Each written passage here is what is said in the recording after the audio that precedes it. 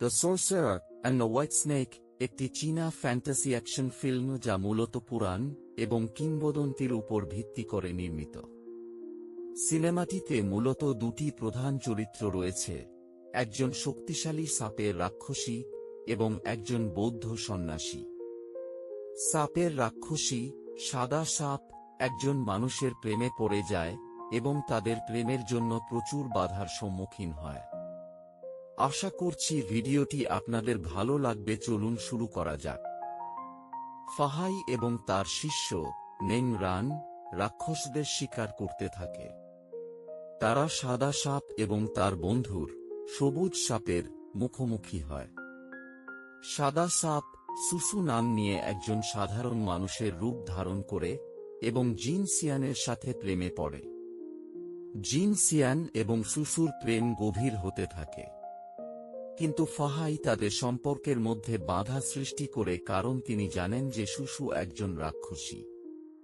ফাহাই সুসুকে রাক্ষস হিসেবে প্রকাশ করতে চান এবং জিন সিয়ানকে রক্ষা করতে চান।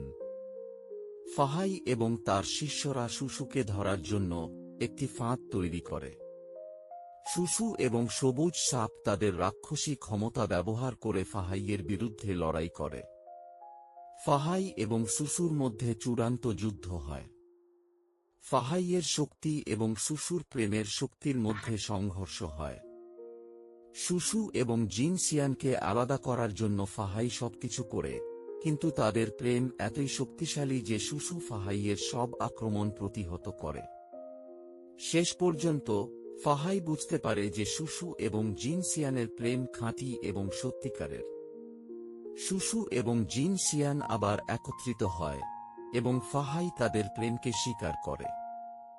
সিনেমার মূল বার্তা হল the sorcerer and the white snake, প্রেম, আত্মত্যাগ এবং বিশ্বাসের গল্প। এটি দেখায় যে প্রেমের শক্তি যে কোনো বাধা অতিক্রম করতে পারে, এমনকি রাক্ষস এবং জাদুকরের শক্তিও। এই সিনেমাটি সুন্দর ভিজুয়াল এফেক্ট এবং চমৎকার অভিনয় দিয়ে দর্শকদের মুগ্ধ করে।